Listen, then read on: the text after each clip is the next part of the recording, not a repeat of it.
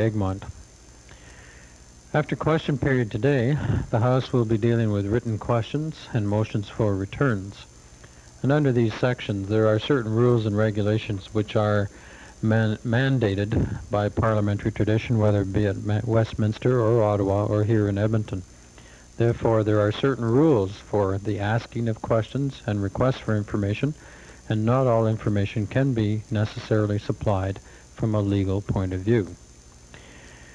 After that, the House will be dealing with the motion is sponsored by the member for Cypress Redcliffe, trying to urge a better partnership between schools, parents, businesses, and communities by encouraging various groups to become further involved in schools. This evening, when the House reconvenes at 8 o'clock, they will be dealing with second readings of a number of bills and committee of the whole. At the moment, there are 14 bills at second reading stage, 19 committee of the whole, and 9 at third reading.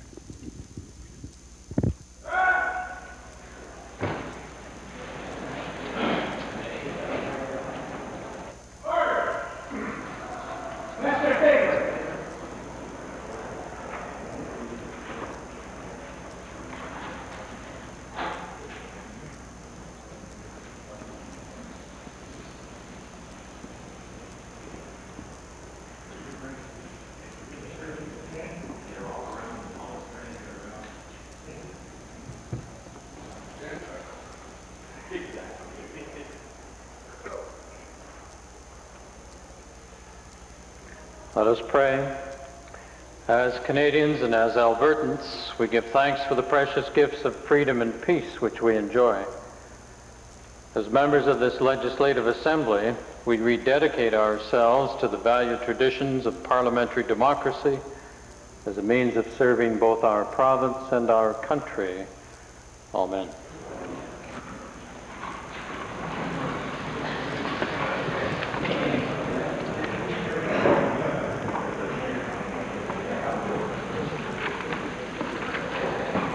Introduction of visitors.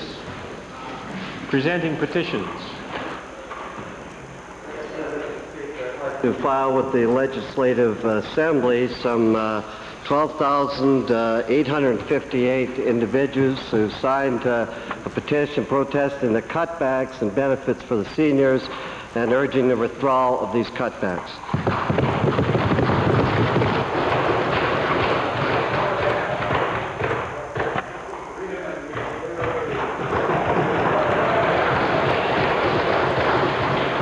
Member for Calgary Foothills. Mr. Speaker, I beg leave to present the following petition that has been received for a private bill. It's the petition of Mel Svensson for the Jennifer Leanne Eichmann Adoption Act.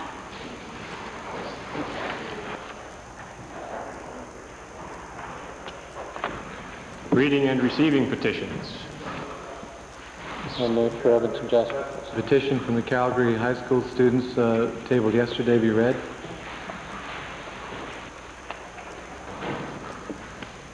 The undersigned request that the Legislative Assembly pass an Environmental Rights Act guaranteeing all Albertans the right to a healthy environment and the means to enforce it as presented in Bill 201 of 1990. Member for Calgary Foothills. Mr. Speaker, because of the special circumstances of the private bill for which a petition was presented today, I would ask that the petition be deemed read and received. All those in favor of that action, please say yes. Yes. Opposed, please say no. Carried. You're all there. Presenting reports by standing and special committees. Notices of motions.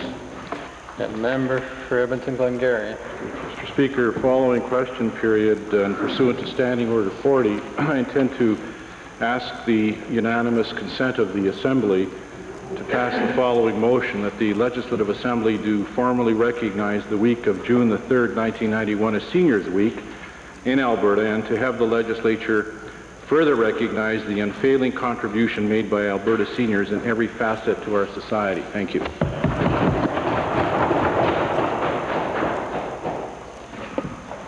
Introduction of bills. Tabling returns and reports.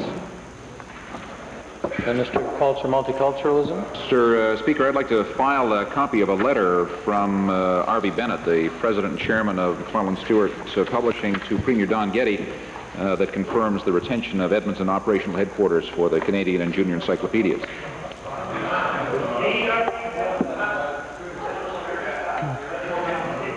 Introduction of special guests. Minister of Consumer and Corporate Affairs. Mr. Speaker, it's my pleasure to introduce to you and to members of the Assembly Alexis Aiken and Bogna Skupinska, who are here with 10 students from the Lycée Louis Pasteur School in my constituency. I might say that this is the third year that they've attended, and I congratulate the school on doing that. And with your permission, Mr. Speaker, I would like to defer the rest of this introduction to the grandmother of one of the students in attendance, the Honourable Minister of Labour. Thank you.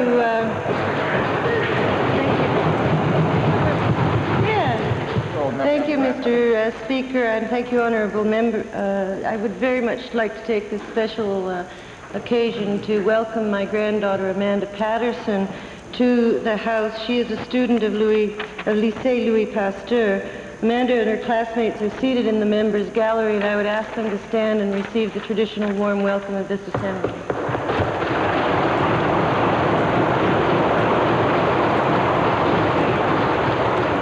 Member for Grand Prairie. Thank you, Mr. Speaker. It's my pleasure today, on behalf of my colleague, the Honourable Member for Peace River and Minister of Transportation and Utilities, to represent or to introduce a school from the High Level Public School, visiting today from the Minister's constituency. There are 57 students and 12 adults in the group, and the group leader is Tanya Widger. There are 50 members are in the members gallery and 19 are in the public gallery. Mr. Speaker, I'd ask the Assembly to give this minister's guests a special warm welcome.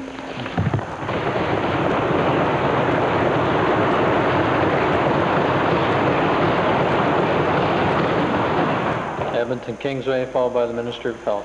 Thank you, Mr. Speaker. It's my pleasure today to introduce a constituent of mine, one John Grauer, who single-handedly collected over 1,500 signatures on the seniors petition. I would like him to stand and receive the welcome of the Assembly.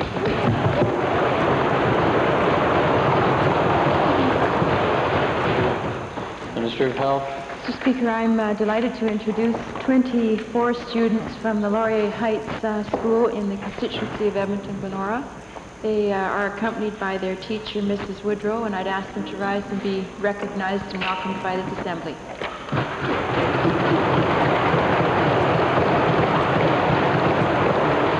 Minister of Family and Social Services. Mr. Speaker, it's a pleasure for me to introduce to you and through you to the members of the Legislative Assembly a public school trustee from the city of Red Deer, Mr. Sam Dominu. He also is a valuable member of the Healthcare Facilities Review Committee. He is seated in the members gallery, and I would ask him to rise and receive the warm welcome of this Assembly.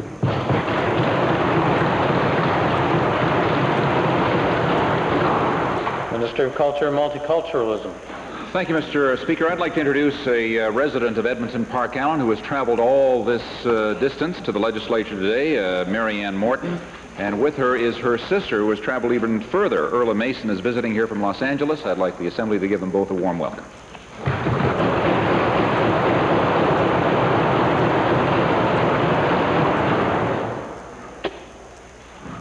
Ministerial statements. Oral question period. Leader of the Opposition. Mr. Speaker, I'd like to direct my question to the Minister of Health, Mr. Speaker. This government's attitudes towards seniors is now well understood by the pensioners of this province. It doesn't want to consult with them, doesn't want to support them in a fair and decent way, and doesn't want to listen to them, Mr. Speaker. But I want to say to this government, the seniors of Alberta will not stop until they are heard and until the cutbacks are reversed, and I just filed 12,858 names to prove it, Mr. Speaker. But, Mr. Speaker, I want to focus in on the little propaganda piece that was sent out by this government. The Facts on Seniors programs, a classic example of incomplete information, partial explanation and spin-doctored claptrap, Mr. Speaker. That's right. Mr. Speaker, specifically, it doesn't tell seniors how much of the so-called home care increase will actually go to them, or instead to those under 65.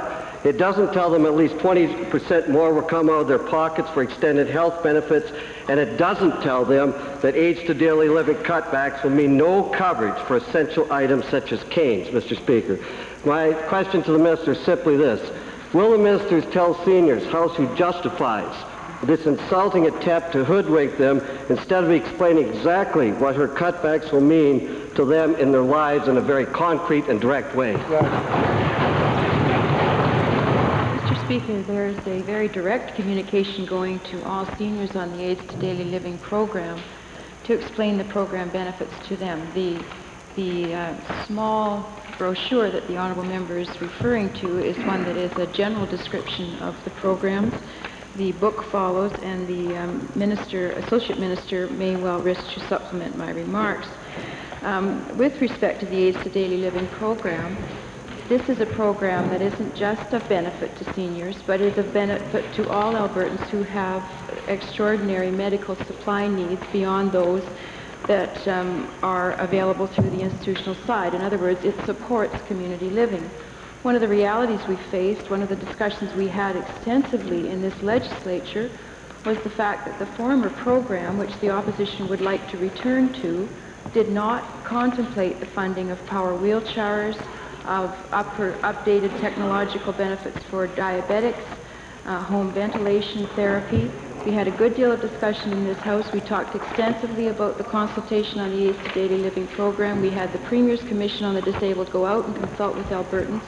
And as a result, we've made some structural changes to this program in this year, which I believe will benefit all Albertans, including seniors. Speaker, the Associate Minister said the other day that they didn't consult, Mr. Speaker. This minister says something different, Mr. Speaker. If they were consulting, they wouldn't be having these many names and petitions in this legislature today. But I want to ask the minister, the taxpayers paid for this, Mr. Speaker, and I want to come back. And specifically, why didn't you tell the complete truth if you're going to hand out taxpayers' money? And I'm asking specifically about home care, that some of the increases that they talk about aren't going to seniors, they're going to people under 65. Let me ask her just specifically that. Why didn't you tell the truth about that? Well, Mr. Speaker, as I said as was outlined in the budget address, and as I said on April the 8th in this Assembly, there's a $16 million increase for home care. That is documented in the budget. $10 million of that is for increased support for seniors for home care.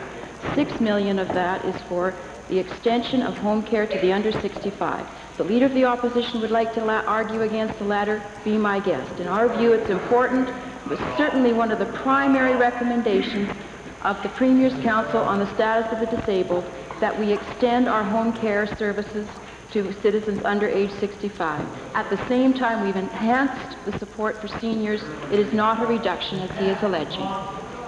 Well, she's already admitted this is a misleading document, Mr. Speaker, by that. Mr. Speaker, but my question is to the Premier, Mr. Speaker, who's supposed to be in charge. Albertan seniors are speaking up all over this province. So I said 12,858 names, more coming, Mr. Speaker. Seniors are angry and frustrated. They say the government's not listening, and they want this government to reverse these cuts. And I say to the Premier, if they don't, they're going to pay a huge political price. And I want to get to the matter, to the Premier of the province.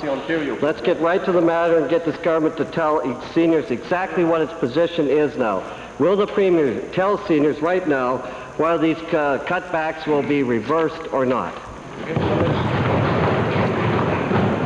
Well, Mr. Speaker, first of all, I thought the Honourable Minister of Health straightened out the official Leader of the Opposition and finally brought him up to date about what's actually happening. Yeah. One of the biggest problems that's going on in Alberta right now is a distortion that's being carried by the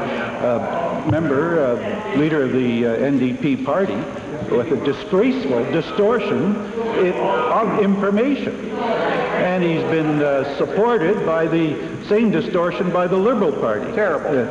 And it makes the information tougher to get out.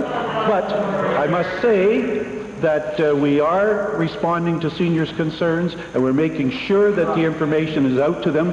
And we're making the point, and they understand it, that there is not a province in this country that has anywhere near the programs that Alberta has for seniors.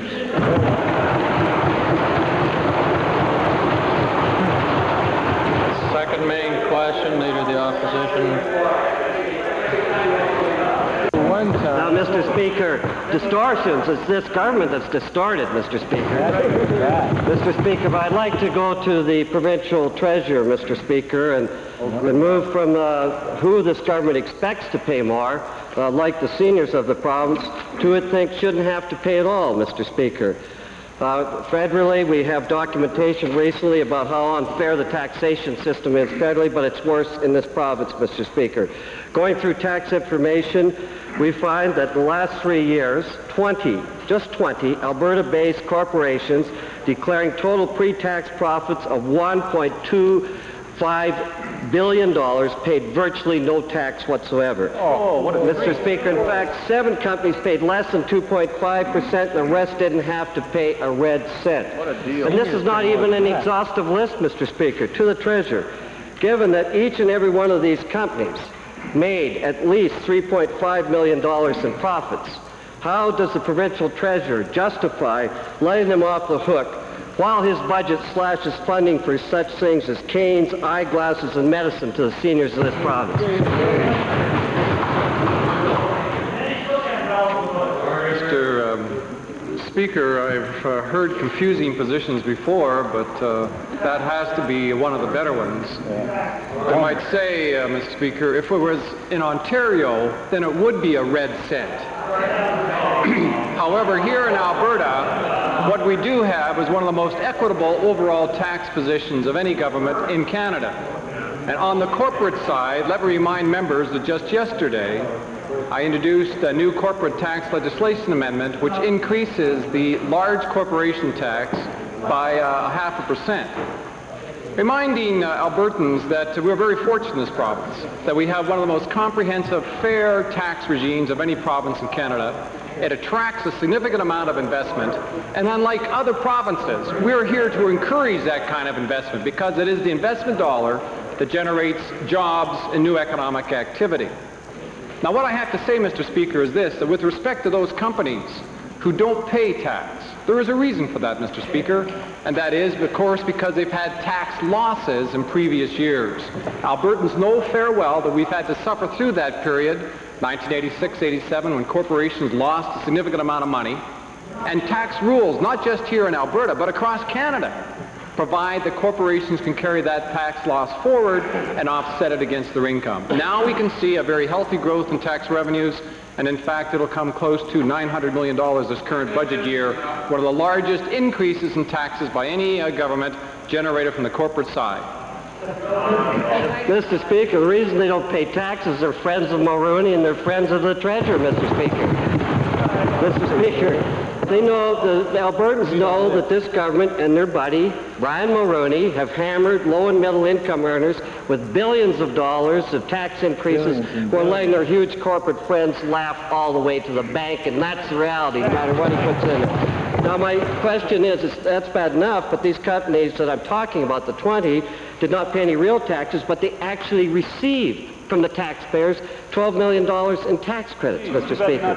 Now, Mr. Speaker, my question to the treasurer, does the treasurer not think there's something terribly wrong with the taxation system that only lets large companies get away with not paying any taxes, but actually sees them receive money in the form of tax credits?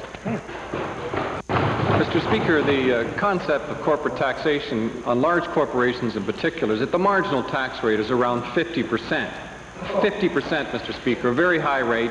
And at one point in Canada, Alberta received 25% of the total corporate tax paid by corporate taxpayers in Canada. That's a very large number for about 8% of our population. That means we have a lot of corporate base here, and that corporate base invests back into our economy, such as, for example, $2.5 billion in pipeline construction, the ALPAC project. That's where that investment comes from, Mr. Speaker. I say again to the member, he should take just an introductory course into corporate taxation to find out that corporate losses are carried forward to be offset against taxable income.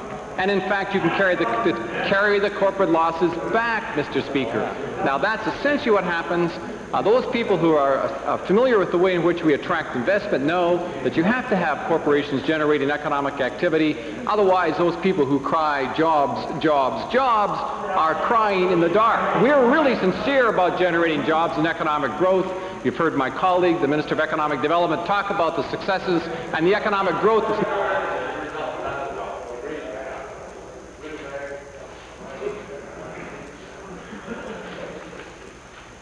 Final. Mr. Speaker, I just got to learn more about business.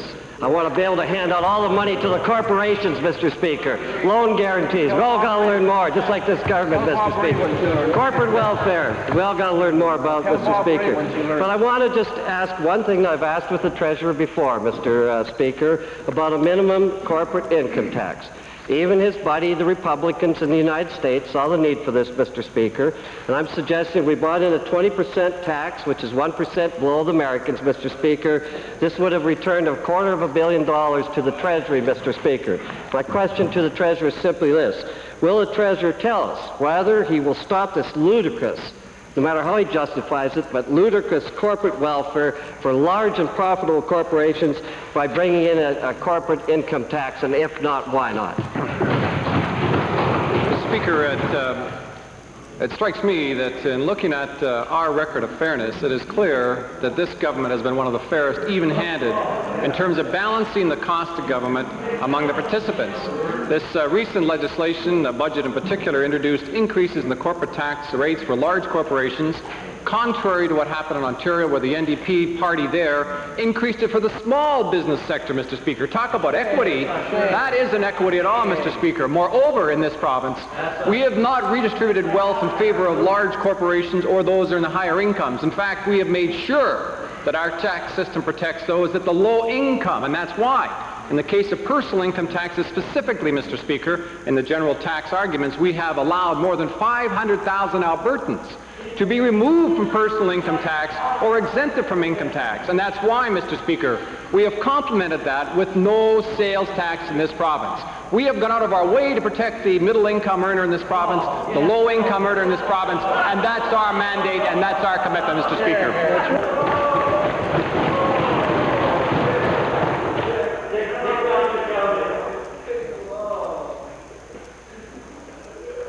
Member for Edmonton Glengarry. Speaker, my questions are to the Honourable Premier. Mr. Speaker, even before the Special Constitutional Committee, Mr. Speaker, before the Constitutional Committee of this Assembly has reported, in fact, even before the committee met, the Honourable Premier was telling Albertans and Canadians that Alberta wanted a decentralized form of federalism. The Premier wanted a weak national government. In fact, in this very Assembly, the Premier said that it was only details that had to be worked out in terms of decentralization. Now, I understand that Mr. Clark comes to visit the Premier on Thursday to discuss the principles of national unity. My first question to the Premier is this. Given that a number of Albertans, perhaps even a majority of Albertans, are saying that they want a strong national government, and they want a national government that sets national standards for environment, education, health care, social safety, net programs, is the Premier prepared to back off on this position of decentralization? Well, Mr. Speaker, the Honourable Leader of the Liberal Party has made several comments leading into his question, some of which are quite false. I'm looking forward to seeing Mr. Clark at some time in the future. I have no meeting scheduled with him on Thursday.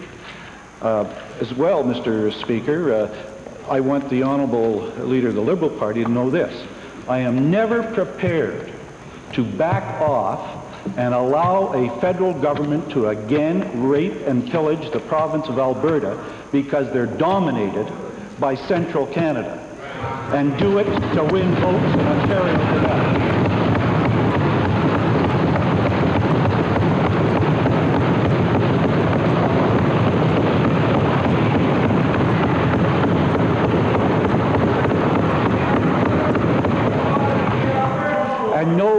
And no more, and Mr. Speaker, no more disgraceful exhibition of politics was followed then by the leader of the Liberal Party when he never spoke up for Albertans when his own party was raping and pillaging this province. And now find some new way to try and say, let's give Ottawa greater control so they can hammer the provinces. Not while we're the government, Mr. Speaker.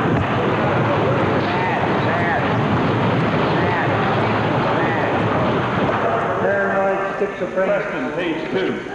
Mr. Speaker, the Premier was wrong, dead wrong, when he represented a position on Meech Lake pushing a Quebec-only agenda. He wasn't in tune with what Albertans wanted.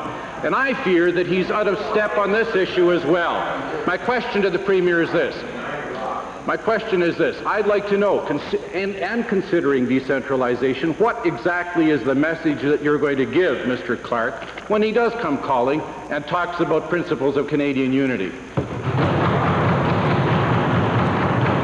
First of all, Mr. Speaker, I should just remind the honourable member that Meech Lake was passed unanimously in this Assembly. Right.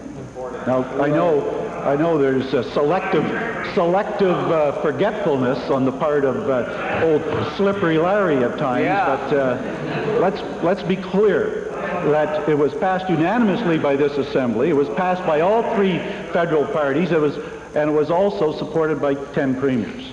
Now, it is true that we were unable, after a passage of time, to carry it through, and it was because of perhaps communication, a lack of imagination, ingenuity, and communicating all of the potential that it might have brought to our country. So now we face greater threats to our country, and we're working towards making Canada unified and strong in the future. Now, Mr. Clark, when he comes to meet with me, I hope we will have some initial discussions, but I am going to advise Mr. Clark how strongly Albertans feel about having a united country, how strongly we believe that Canada has tremendous potential, but that potential can only be achieved if we are a united country. And I will also be advising him that I will want him to meet with the chairman of our select committee and to talk about constitutional details. I'm not talking about decentralization details, I'm talking about constitutional details, because this is a new package for Canada. I do not consider it a Quebec round. I consider it a new package for Canada. And I would hope the Honourable Leader of the Liberal Party would broaden his mind in terms of trying to build Canada and not trying to play political games with this issue. To broaden your mind. Speaker, I'm prepared to debate issues in this Assembly any day, but I want it known on the record that when the Premier calls me slippery, I don't like that, and I don't respect the Premier for that. Probably unparliamentary. Mr. Speaker, Albertans are going through an expensive process to determine what exactly the principles of Canadian unity are, what they want. Many of those Albertans are saying that they want a strong national government. Why doesn't the Premier open his ears and listen to those Albertans and take those comments and heed those comments and say those things to Mr. Clark when he comes calling? Why doesn't he do that? Well, I have to come back, Mr. Speaker. I know the Leader of the Liberal Party supported the National Energy Program. Right. I know the Leader of the Liberal Party wanted, in some way, and he follows the former leader of the Liberal Party, to have the federal government whip provinces into shape. Now, I guess I touched a sore spot with the honourable member there. Take the cork out of the bottle. But it's clear, Mr. Speaker, that Albertans do not want to be dominated from the center. I know that they do not want to have a federal government with a position that they can dictate a national energy program on the people of Alberta. They've had it in the past, and we are not going to agree to any form of new constitutional arrangement that will allow that to happen again in the future.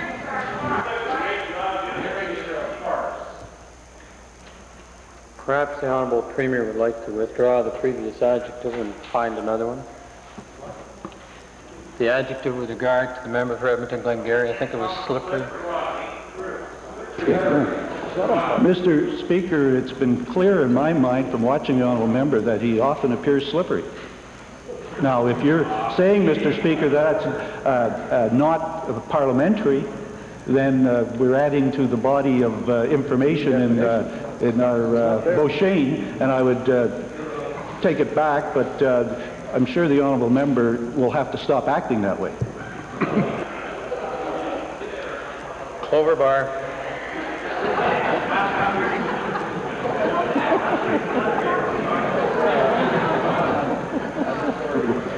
The contract for RCMP services, which was last negotiated in 1981, expired in March of this year. I asked the Solicitor General to advise this House about the progress of the federal-provincial policing negotiations. Mr. Speaker, there's been some press on this in the past week.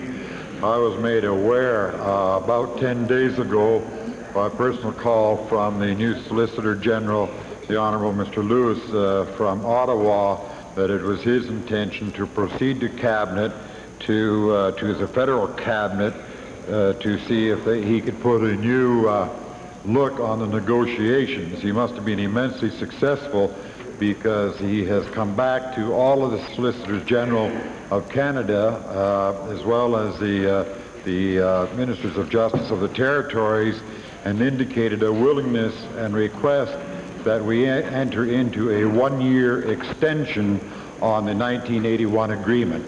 And that my department proposes to recommend to the government at its next cabinet meeting. Mr. Speaker, many communities in Alberta and across Canada who rely on RCMP services have experienced considerable uncertainty since the agreement expired. Will the Minister advise on the status of provincial municipal contracts for policing services, particularly the cost-sharing arrangements? Mr. Speaker, as well as the provincial contract, which is going to be extended for a year, the 1981 agreement, the same recommendation of the Honourable Mr. Lewis applies to the municipal contracts. So the municipal contracts will also be extended for 1 year. The saving on this to the province and the municipalities, Mr. Speaker, is $4.5 million for the municipalities in this current fiscal year and $11.5 million for the province in this fiscal year. Edmonton Strathcona. Thank you, Mr. Speaker. National Safety Associates is an American company operating in Alberta that is engaged in the business of direct selling of water filters. NASA claims that their product inhibits bacteria growth, but recent studies in the city of Edmonton and Calgary have shown that it actually creates an environment conducive to bacterial growth, up to 2,000 times ordinary tap water and 4 times the federal safety standards. To the Minister of Consumer and Corporate Affairs, given that consumers groups are presently warning consumers about the problems with NASA filters, and given that the company's claims about the performance of their product as a bacterial control device amount to false and misleading advertising, will the Minister tell the Assembly what measures he is presently taking to protect Alberta consumers from NASA's products and practices? Mr. Speaker, with respect to the particular company that the honourable member is speaking of, the federal government is now engaged in an investigation of the company. My understanding is that a series of charges have been laid, and we will assist in any way that we can be of assistance to that government. Charges are laid in Ontario, but the practices are in Alberta. NASA is no news to justice authorities on this continent. In Ontario, there are 22 charges for false and misleading claims, and NASA has been charged in 12 different states in the U.S. to the Attorney General. Given that NASA would appear to have almost certainly violated the laws that govern consumer sale practices not only in Canada but in Alberta, has the Attorney General initiated an investigation of the company for any violations under the Federal Competition Act, and if not, why not? Speaker, we don't do the investigations. If an item is referred by an interested party to an investigating agency, the agency does the investigation and sends the Attorney General the report. I will check that out to find out if we've received a report. I'm not aware of one. Edmonton Goldbar. Thank you, Mr. Speaker. Mr. Speaker, the provincial government's attack on seniors is widespread. If you're a senior trying to live independently at home, the government is making sure that seniors are burdened with heavy costs for services and supplies that make independent living possible. If you're a senior living in a nursing home, Mr. Speaker, the government is going to make sure not only that you're going to pay more for accommodation, but probably making sure that the services and care provided will be less. My questions, Mr. Speaker, to the Minister of Health. The announcement of 57 staff layoffs at Calgary's Care West is yet another result of insufficient funding. Why is it that this government establishes minimum staffing guidelines that say 28% of staff must be licensed practical nurses, yet only funds 4%? Mr. Speaker, we've had a major consultation with Albertans and with long-term care institutions in this province since 1981 in respect of how we should appropriately fund nursing homes.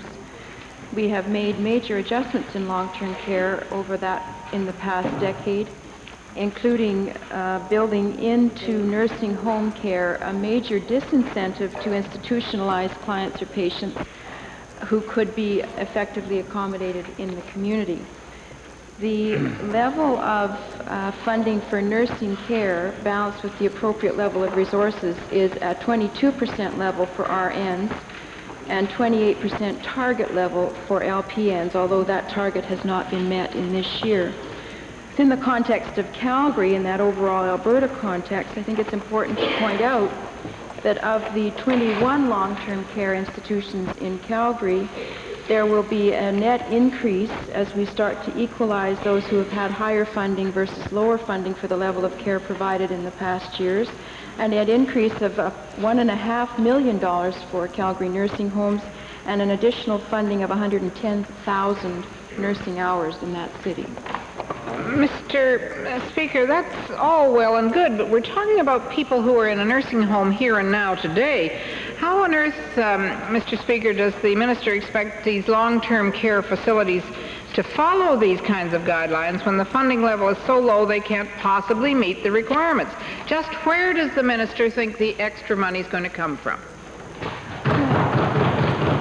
Mr. Speaker, that begs the question of how the honourable member can stand and defend a nursing home that's providing a very high level of care with a very low level of nursing support. So what is going on in the province is a matching of care with the resources and bringing up those who've had a very low level of care and bringing down some of those who've had a high level of care to the point of a net increase, I repeat, in the Calgary area for the 21 long-term care institutions in that part, in that city, of 110,000 extra nursing hours and $1.4 million in nursing care. I would remind the honourable member as well, with respect to the rate increase that's being asked in our nursing homes for accommodation charges, that we continue as a province to have the lowest nursing home rates and long-term care rates of any province in Canada. Drayton Valley. Thank you, Mr. Speaker. My question today is to the Minister of Health.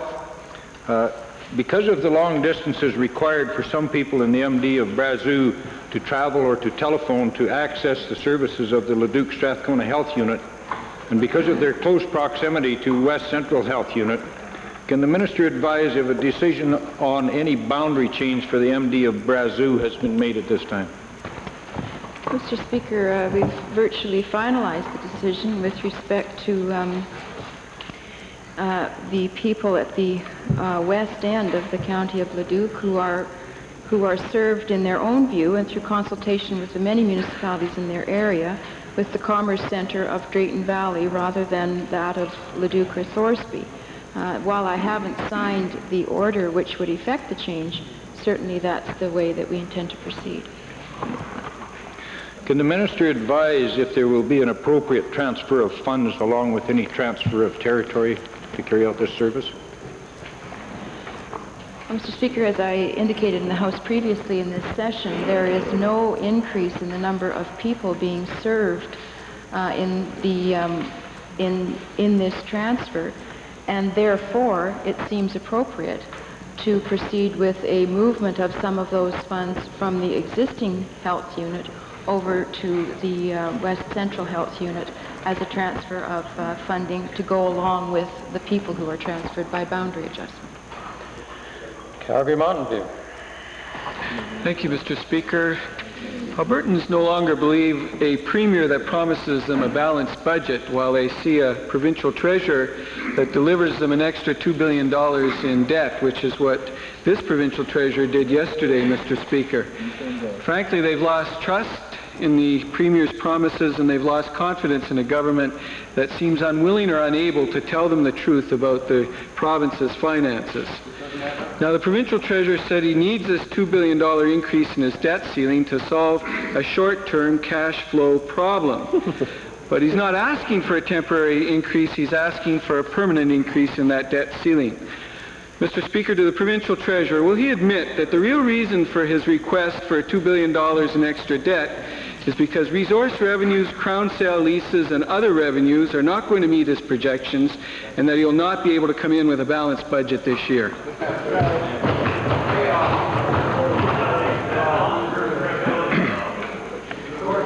Mr. Speaker, when I addressed this issue yesterday in the Assembly and later when talking to the press, I made it very clear that the province through 1991 has some significant refunding taking place. In fact, we have over $2 billion taking place towards the end of this year, sometime between the summer and the December of 1991. We have to refinance $2 billion worth of bonds of the province of Alberta. Now, I would like to have been able to stand here and say we're going to repay those $2 billion. Maybe in 2 or 3 years we will be able to say that, Mr. Speaker, but today we have to refinance that $2 billion. Now, how do you do that, Mr. Speaker? Everybody here, everybody in Alberta knows that the province has now got a very good balanced budget. Its fiscal plan is well in place, and the economy is just doing well, thank you. But we have to refinance that $2 billion, Mr. Speaker, and obviously to refinance it you have to borrow before you can pay it back. And so we have to borrow the money to retire the debt on that day, Mr. Speaker. And that's one of the reasons why we need the flexibility to be able to borrow more money to buy down our debt, because at some point in time we may have to, in fact, increase the amount of outstanding debt right now.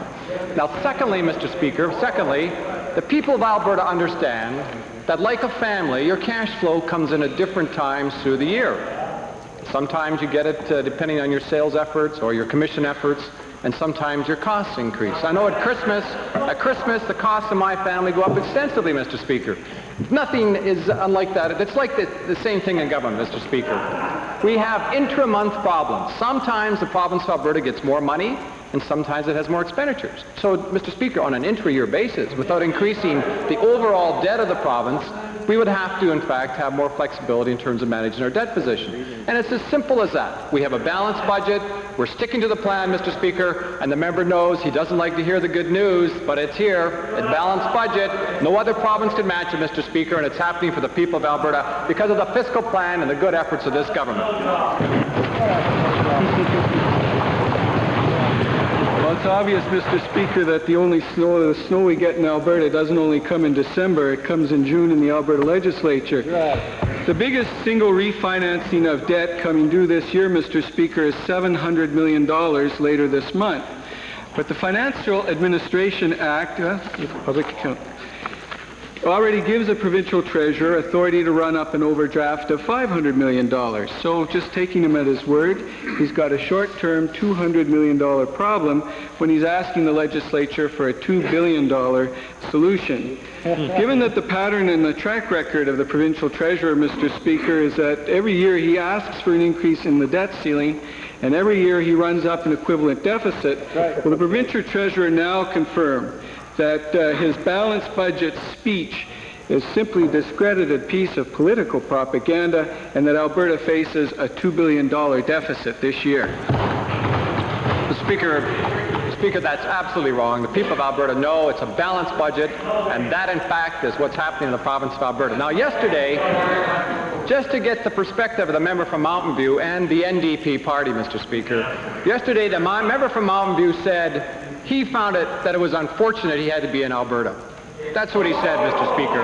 It was unfortunate that he was here in Alberta. Well, that's clearly how that government, that party across the way feels, Mr. Speaker. They feel it's unfortunate that they're in Alberta. They'd rather be in Ontario, where in fact the debt is just soaring, Mr. Speaker. Let me read a little quotation here, Mr. Speaker, which says that over the past while, the debt of the province of Alberta, the debt of the province of Alberta has been well maintained, but in Ontario, the debt in fact has increased so rapidly that 3 rating agencies have been forced to reduce the credit rating of that province of Ontario.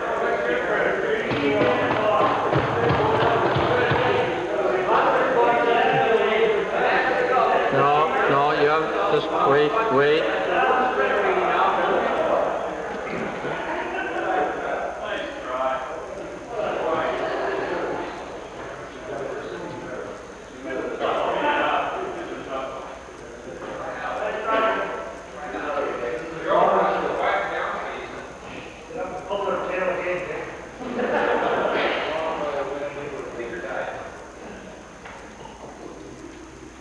Edmonton Whitemud.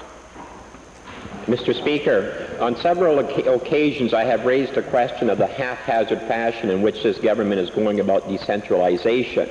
When I last questioned the Lottery Marketing Division being relocated to Stettler, the Premier lost his cool and accused the opposition of dumping on rural Alberta.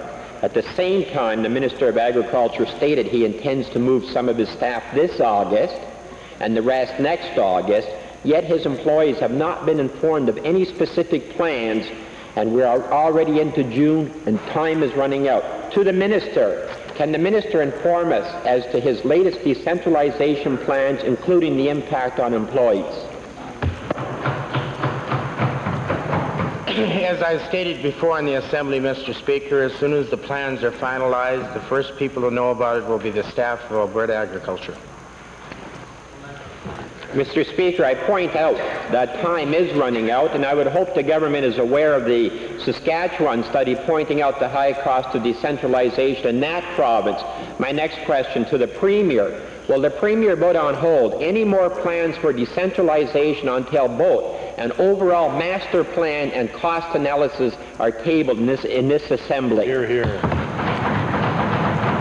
Mr. Speaker, I want to make it very clear to the honourable member that the government is determined to provide broad opportunities across this province, and that we are going to work to maintain the strength and vitality of our smaller centres.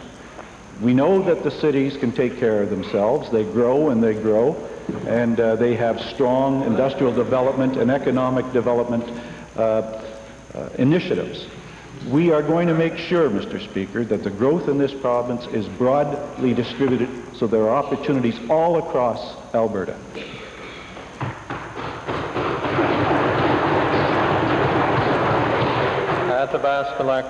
Thank you, Mr. Speaker. My question today is to the Honourable Minister of Economic Development and Trade. Mr. Speaker, while the rest of the country is in recession, like the provincial treasurer says, Alberta's economy is doing well. Mr. Speaker, this is due to good leadership, good planning, and a good government and good government MLAs.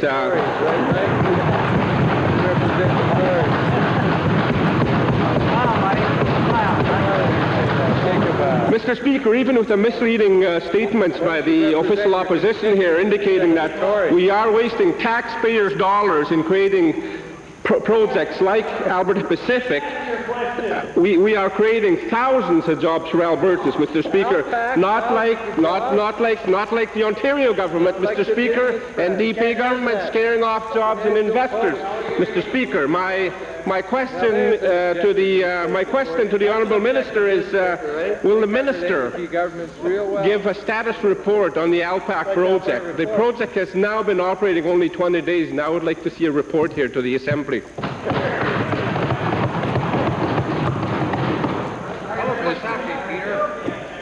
Mr. Speaker,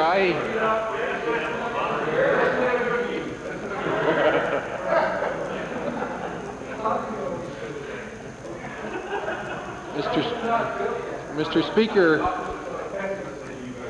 this is one of the some $20-odd billion worth of projects that we have listed in the paper that we filed with the Legislative Assembly yesterday, whereby we highlighted this also as one of 5 major case studies that are going to contribute substantially to the further job creation within this province. I salute the honourable member who posed the question for his dedication in making sure that this project became a reality, whereby many other members in other parties suggested that it should not, because this company has already hired some 175 people. Wow. It's going to be creating thousands of jobs, some 2,250 person years in the construction sector, some 550 person years as it relates to infrastructure formation, some 365 jobs directly as it relates to the operation of the mill. I'm also encouraged that there is a local content as it relates to the hiring, whereby some 57% of those individuals have been hired locally. In addition to that, there is a strong native component, whereby they are employing individuals of our native population, and it has been brought to my attention that to date there has been some $400 million worth of contracts awarded with a high Alberta content, whereby that construction activity is having direct spin-off benefits to this province, thanks to the participation of members opposite. Tell us about the pollution in the river. Mr. Speaker, I'll tell you about the native people that are dying up there because they live in poverty. How about the erosion? How about the clear-cut logging? Mr. Speaker, my question is to the Honourable Minister of Labour. Mr. Speaker, my question, some of my constituents are concerned that some of the contracts are going to be union contracts, and they feel that they may not be able to access the jobs because they don't belong to the unions in that area. Could the Minister of Labour give some assurance to my constituents today that local people in that region will access union jobs? You outlaw the union? Mr. Speaker, the Northern Alberta Building and Construction Trades Council and ALPAC have independently come to a letter of understanding, as I am informed, and both the Building Trades Council and ALPAC expressed great interest in having those people who live in the area employed in the construction phase. They have sat down together and they have come to an agreement as to how that both the unions and the company can encourage that kind of participation, both on defining what kind of construction work unions will be involved in and what kind of work many of the local businesses can be involved in, being non-union entirely.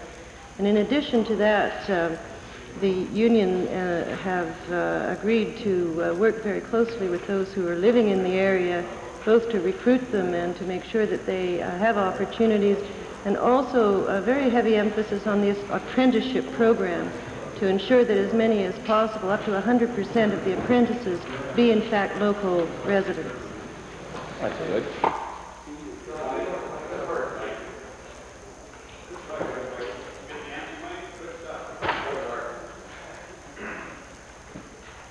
Edmonton Mill Woods.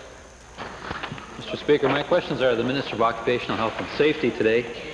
And as Albertans ponder the proposed expansion of the Swan Hills Waste Treatment Facility, it's important to recognize that the handling and treatment of toxic substances poses significant risks to the health and safety of Albertans, and in particular the workers involved.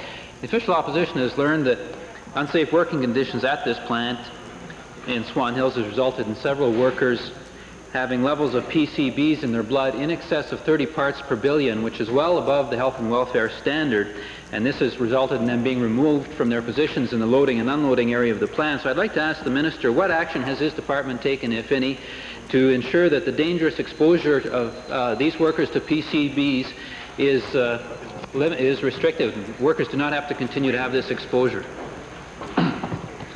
Mr. Speaker, I'm not aware of the incident the member talks about. I met with Occupation Health and Safety just this morning, and I have no information, but I'll check into that and make sure that I respond back to the member. Well, the workers would appreciate a prompt reply, but let me just ask the Minister more in general in terms of a commitment to workers across the province who are affected by or who have work sites that have PCBs at the workplace.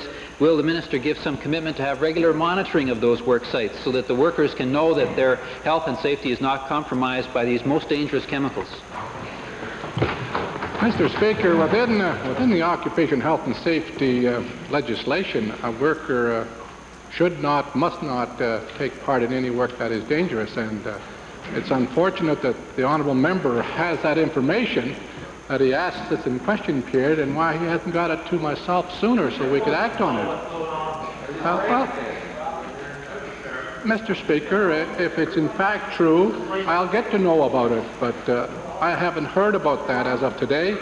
And no matter where in Alberta, if there's a dangerous work site, the worker should not participate. And just this morning, Mr. Speaker, I spent quite a few hours over at Gaynors and talked to the workers there in respect to work site safety. And the instruction from this minister and this government is no worker should be involved in a job site that is dangerous.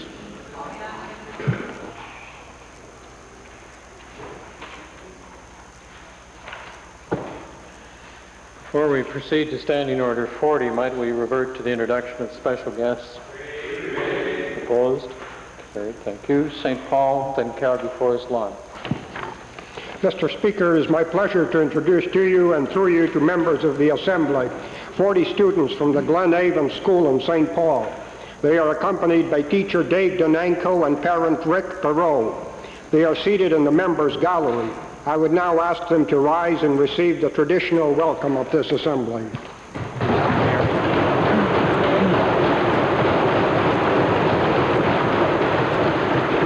Calgary Forest Lawn. Thank you, Mr. Speaker. Mr. Speaker, this is one of those rare and delightful occasions in which we have special guests from Calgary Forest Lawn.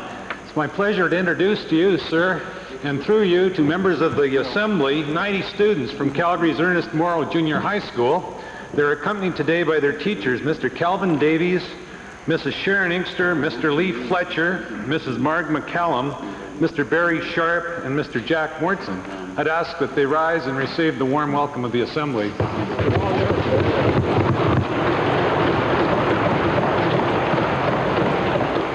Edmonton Glengarry, Standing Order 40. Mr. Speaker, I require unanimous consent to formally recognize the week of June the 3rd, 1991 as Seniors Week in Alberta, and more particularly to recognize the unfailing contribution made by Alberta seniors in every facet of our society. Mr. Speaker, it's been customary that the Alberta government, through the minister responsible, usually the second day, Tuesday of the week that is designated by the government as Seniors Week, to stand in this assembly and to have a minister's statement made or given with respect to seniors in Alberta. That hasn't happened.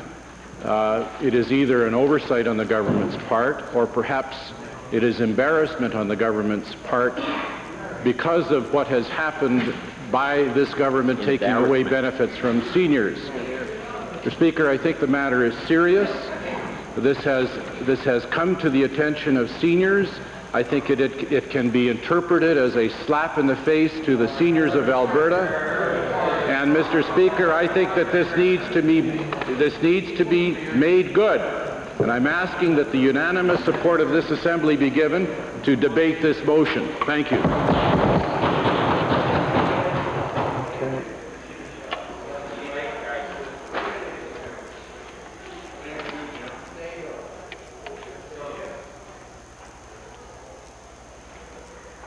Standing Order 40 request. Those in favor of the motion to proceed, please say aye. Aye. Opposed, please say no. Carried. Edmonton Glengarry, speaking to the motion. No. I speak for Mr. Speaker,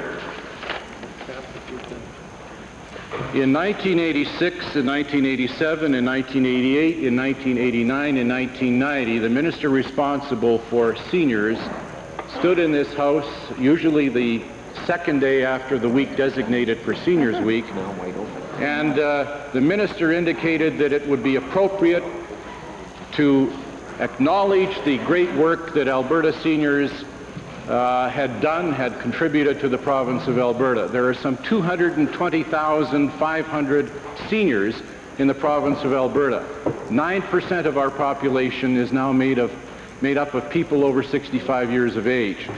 Now, I acknowledge the fact that the minister responsible for seniors had a proclamation, as I understand it, by way of press conference, but I don't understand why the minister responsible didn't stand in this assembly as ministers previously have stood and have acknowledged and have paid tributes to the seniors of Alberta.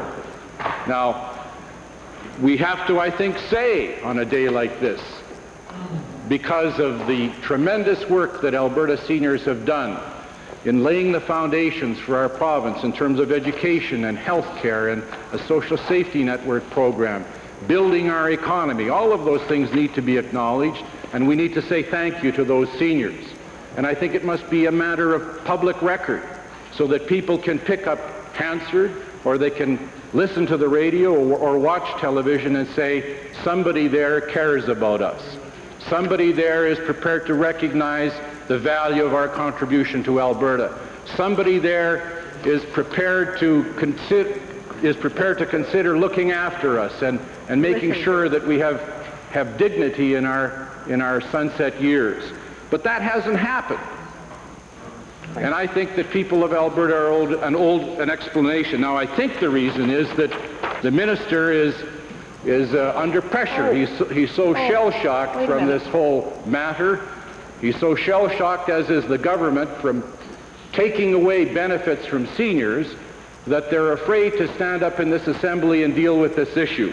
Seniors have put their hands to petitions. The leader of the opposition submitted a number of names by way of petition today to say that seniors are unhappy with the way things are going, the way this government is treating them. They're not being treated in the dignified way that they should be treated. Yesterday, the Liberal Party submitted a petition with 3,500 signatures saying that Alberta seniors aren't happy with the way things are going. Mr. Speaker, I want the opportunity for every member of this assembly to stand up, acknowledge the great worth, the great value, the great contribution that seniors have given, and to look them in the eye and say, we're sorry that we took away the benefits from you, and that we'll talk to you and renegotiate and reestablish these benefits. Thank you. Member for Bow Valley. Mr. Speaker, I would like to say a few things about Seniors Week.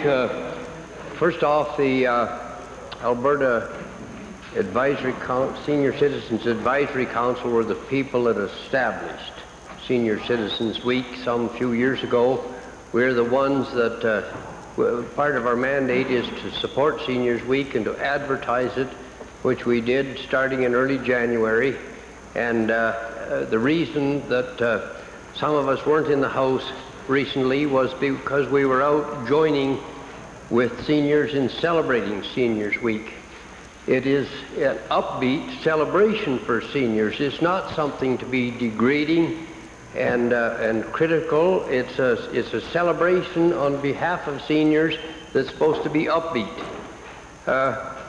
Mr. Speaker, as far as the concerns about seniors is concerned, a lot of the things that were promoted to be cuts in seniors programs were not cuts in seniors programs, and I have to criticize those people that followed that through, because it created a lot of anxiety and really was a hardship to the seniors. When they found out what the actual cuts to seniors programs were, they were relieved. And I meet with seniors groups all over Alberta. As a matter of fact, I was at 2 yesterday and 1 today, and there is no really tough criticism on what is happening. What they're saying is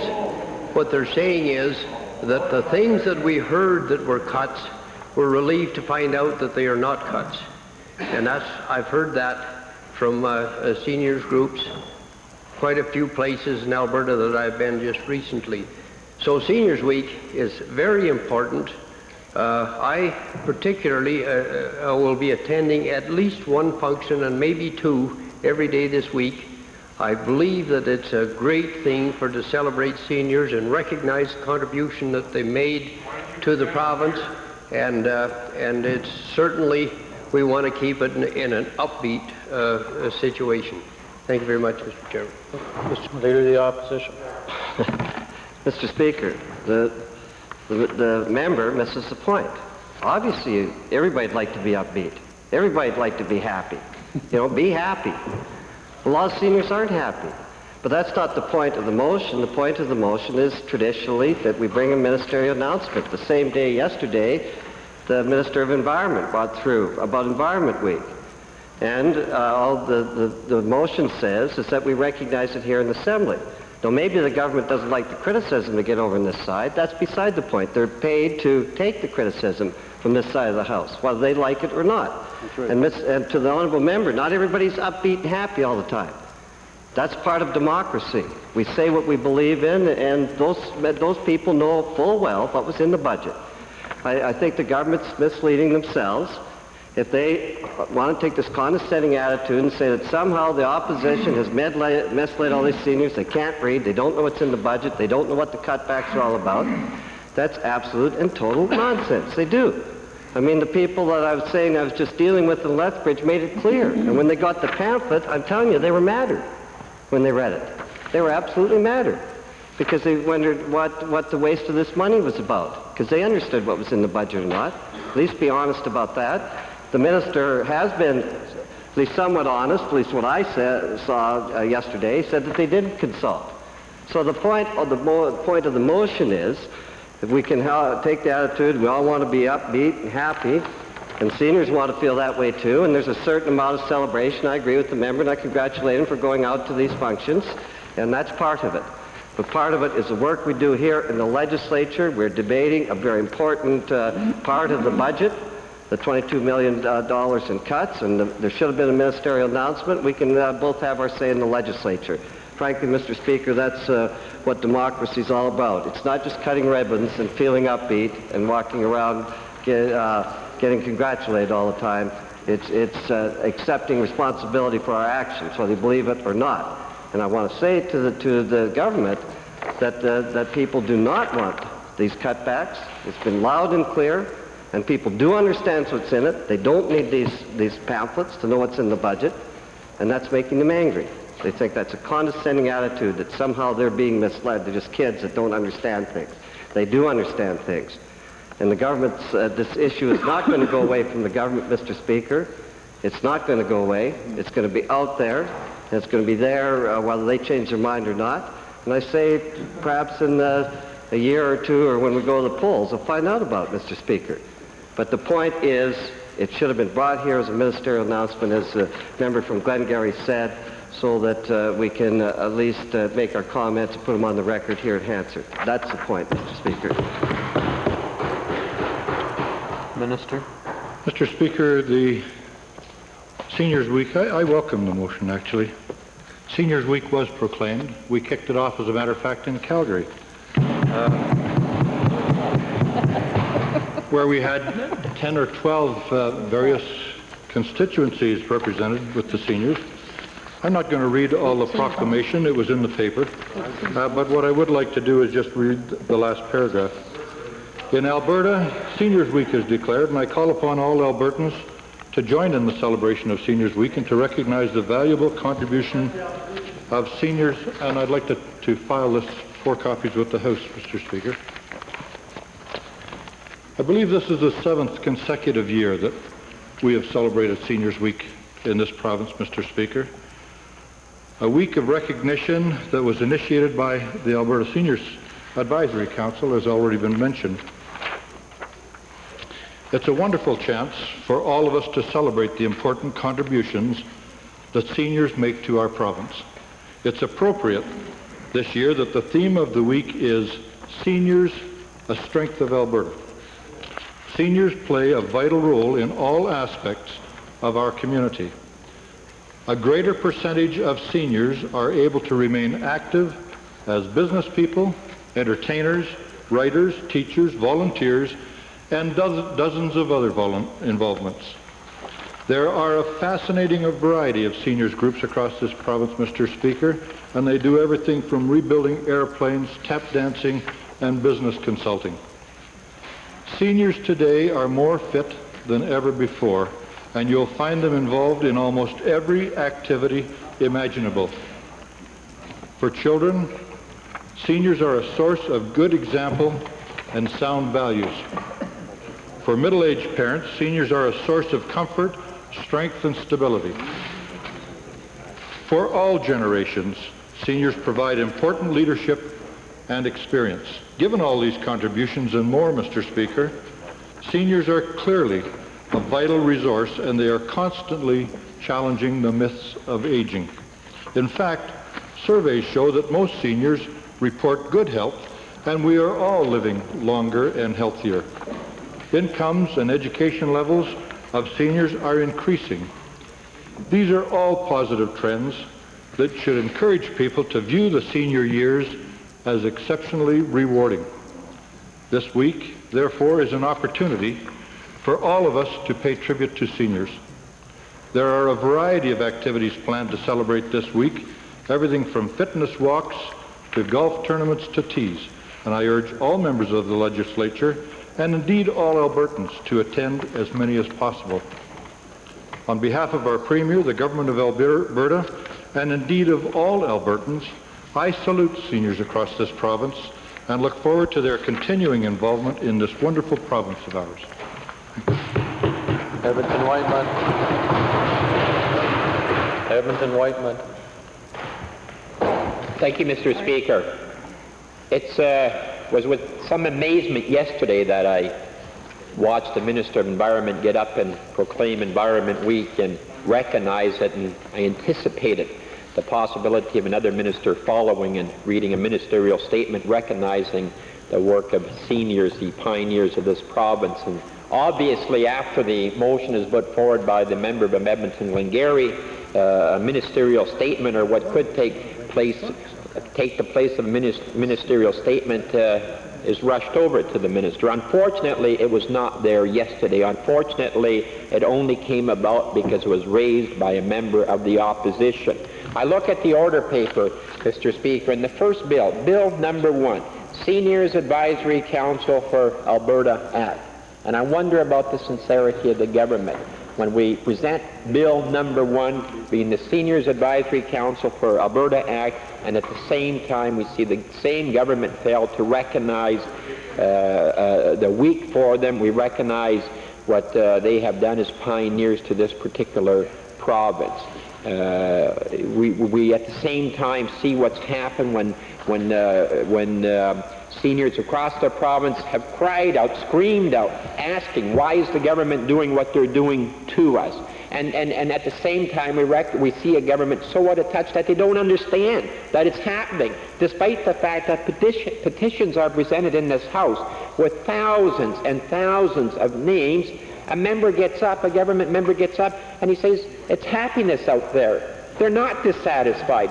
What does Grey Power have to do to get the message across to this government that they are ashamed of what's happening? And I submit, Mr. Speaker, that the reason why the government or a minister did not get up yesterday and recognize Volunteer Week is because there's an embarrassment over there, and there should be an embarrassment. And there are some members on the other side, I suspect, do not agree with the cutbacks that have occurred, and if they had the opportunity, they would see it differently. But unfortunately, there are some that are very opinionated, that are afraid to admit that they've done wrong, are afraid to go to the seniors, consult, get some participation, and back up to square one and say, let's do things right. And at this particular point, all the seniors are asking for at this point, all they're asking for, the thousands and thousands that have submitted petitions or put their names on petitions, are saying, consult with us, sit down and consult with us. I would suggest to the ministers that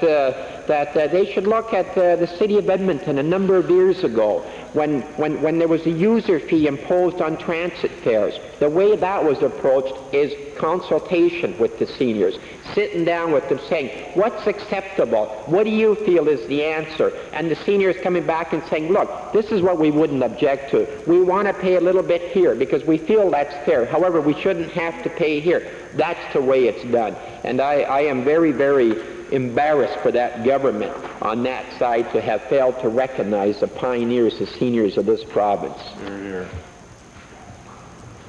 Edmonton Kingsway. Thank you, Mr. Speaker. I can't resist rising to put a few comments on the record in support of this motion 40. I guess we all remember that our parents and our grandparents built a society here in Alberta out of wilderness. And so, of course, we're all proud of that. And I think we should take this week to salute our seniors. Edmonton Kingsway has probably more than its fair share of seniors' lodges, and that's an asset, I think, because I find that the seniors in my riding are very responsive and very respectable citizens that help to give a sense of continuity and history to this city. There are 7 lodges in my riding: Meadowcroft, St. Andrews, Central Village, Central Manor, Mountwood, Sunset Lodge, Alliance Villa.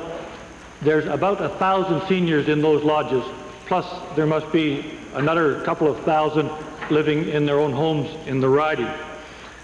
And so I want to say to those seniors that we're very proud of the work you've done over the years. Most of them have parents, either their parents or they themselves have seen the First War, a Depression, a pioneer period of building a society here in Alberta, a Second War, and so most of them have earned their gray hairs. And so it's only fitting that this House should recognize the contribution that seniors have made to our society. The government has failed to be as upfront with its seniors as it should have been by not consulting them with the changes they made. And so yesterday I held another seniors meeting in my riding. I'd just gone through a series of seniors meetings in the March-April period. Half a moment, please. I wonder if the member for Edmonton Glengarry would be good enough to supply a copy of the motion to the table in the chair so we might know what we are indeed debating, please. Thank you. Edmonton Kingsway. Okay, thank you, Mr. Speaker. And so yesterday I held a special meeting. About between 80 and 100 seniors came out, and they were not particularly happy with the government. Now, I won't go into a lot of details, but we had a very good meeting. And I think what it exemplified is that, yes, seniors are prepared to celebrate being seniors in this week of honoring seniors, but they also are going to celebrate it by standing up for their rights. Like, for instance, the member I introduced earlier, the senior that I introduced earlier, Mr. John Grauer, who, by the way, is still up in the gallery, who has gone out and collected about 1,500 signatures for the petition that we presented in the Assembly this afternoon. And so that is the way Seniors Week is going to be celebrated. There aren't that many seniors that are millionaires that don't mind the cutbacks. The majority of them know and understand that a lot of their fellow seniors are in economic difficulties because of some of these cutbacks, and they do not appreciate it. And so the message to the government is that we have to take care of our seniors. They deserve it, and that's what we believe on this side of the House should be done. So this week will be a muted celebration of being seniors, but it'll be a week where seniors stand up and are counted because they believe that they have rights and they're going to insist on them. Before the chair recognizes Edmonton Gold Bar, this is then the motion as moved by the member for Edmonton Glengarry. Move that the Legislative Assembly formally recognize the week of June 3rd, 1991 to be Seniors Week in Alberta, and to further recognize the unfailing contribution made by Alberta seniors in every facet of our society. Edmonton Gold Bar. Thank you, Mr. Speaker, and thank you for reading it. I'll try to keep within the the context of the intent of the motion. Mr.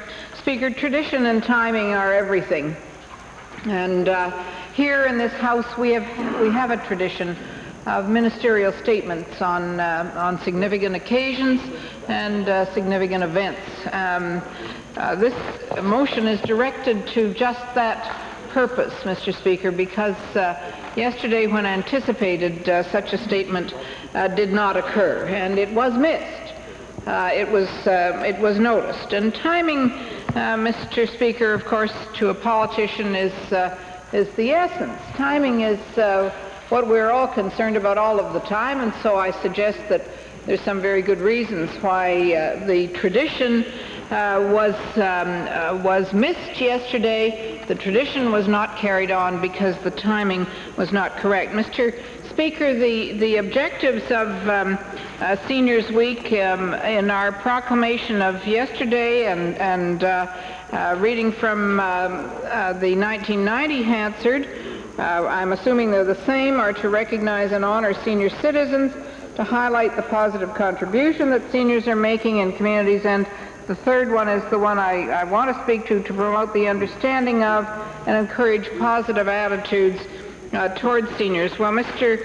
Speaker, there's considerable irony and hypocrisy there, because seniors in our province today, Mr. Speaker, don't really feel any sense of recognition or gratitude. What they feel is resentment, and they feel anger over the government's refusal to consult with them to see what, in fact, if any, cuts in their budget could be sustained. I think it's very difficult now, time-wise, for the government to try to portray that we are caring and responsible towards seniors when we didn't even sit down and discuss the plans before starting the cuts.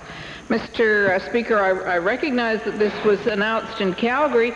I'd just like to draw to your attention, sir, that MLAs of Calgary in the Liberal Party were not notified that there was an event of any kind, and I think that's unfortunate, because I'm sure there were seniors and seniors organizations in their constituencies that would have welcomed an opportunity to be together. Mr. Speaker, the government has found out to their surprise, and I guess to their horror, what happens when people are ignored. And I think it was a most unfortunate set of circumstances. And I hope that yesterday my questions were to the minister requesting reinstatement. I hope that such a thing, such an occurrence will never happen again, that we can insist that they be consulted. However, I think what we should do is go back to square one, Mr. Speaker, and start again. Reinstate the cuts and sit down with the seniors and find out what it is their needs really are. Mr. Speaker, it's essential that we recognize Seniors Week. This week ought to be a time to celebrate the contributions of seniors.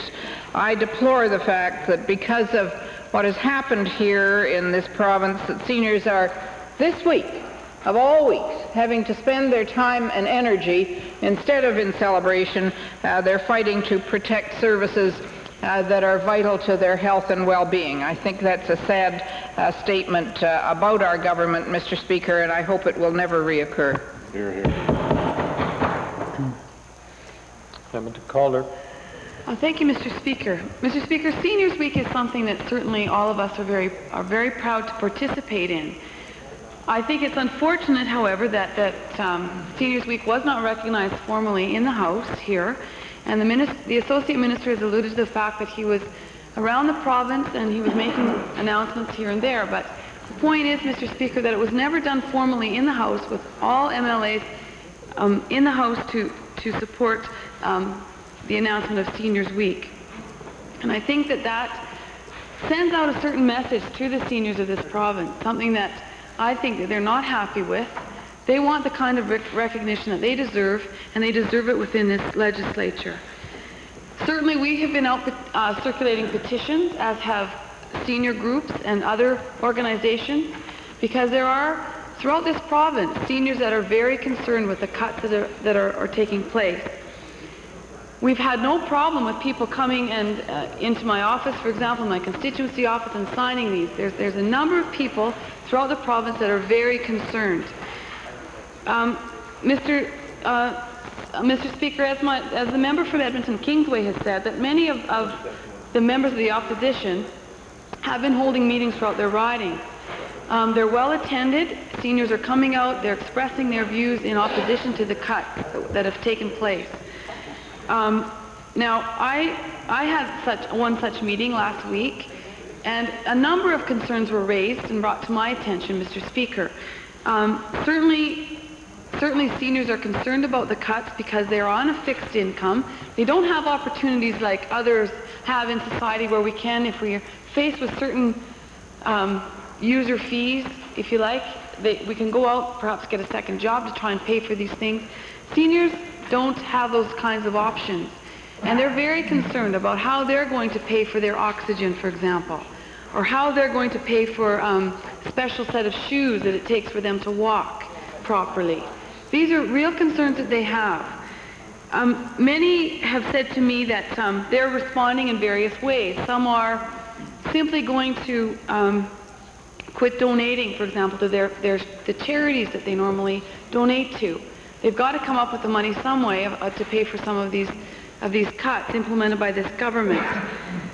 Some are contemplating whether or not their husband or wife will have to move into an auxiliary hospital because they can't afford some of these cuts.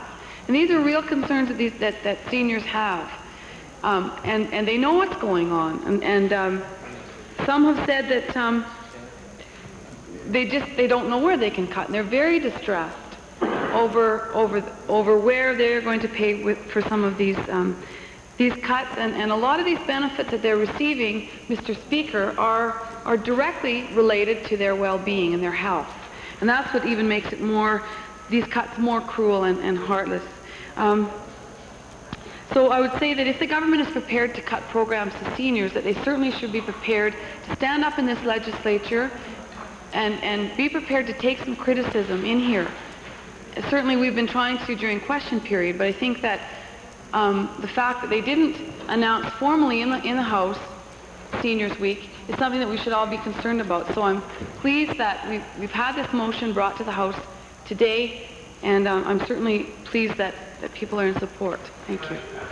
Edmonton Whiteman. Thank you. Crazy.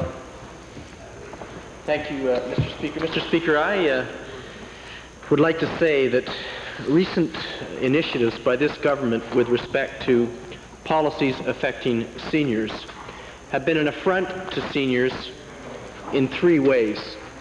There can be no question but that these cuts announced in the most recent budget are substantive cuts to the lifestyle, to the health, to the support of senior citizens who deserve much better than those cuts. Those cuts were not only substantive and significant in their own nature, but they were brought in an arbitrary and arrogant manner, Mr. Speaker.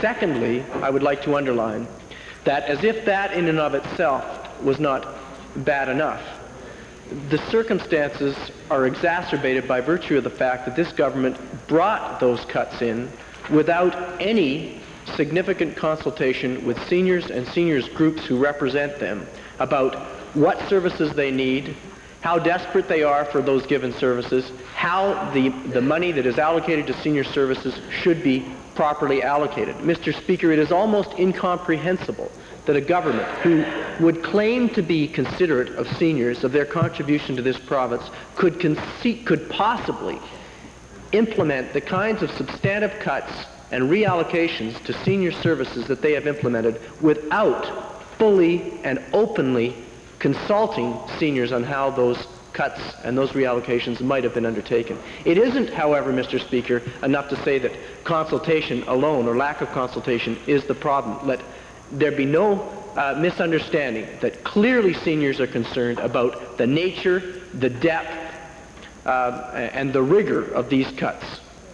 Thirdly, Mr. Speaker, I believe that as if those two features, the substance of the cuts and the lack of consultation, are not enough, Now we have been confronted in recent weeks with an arrogant effort to deflect criticism that might motivate this government, if it would accept it, to rectify the wrongs that they have already implemented with their budgetary measures. Mr. Speaker, in the first case, we see that they have brought out some kind of brochure which isn't clear in its explanation of what measures have been changed, what services have been reduced to seniors.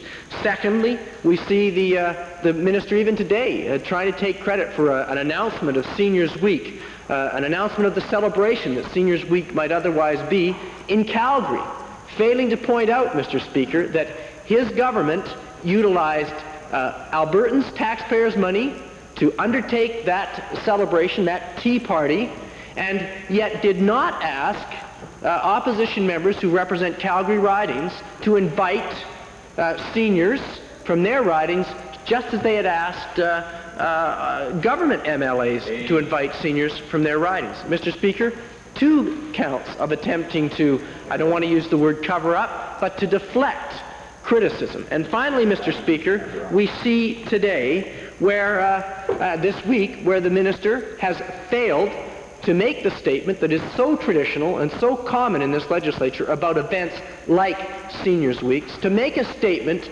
to bring it to the attention of the legislature, to allow the legislature to endorse this Seniors Week celebration. And why would it be that all of a sudden, out of convenience or out of change of heart, this government would fail to do that? Because they didn't want to have this kind of debate, emphasizing once again that they have affronted seniors in this province in a way that is fundamentally, completely unacceptable. Mr. Speaker, all that seniors and others in this province are asking the minister to do is to stand up and say, I have made a mistake.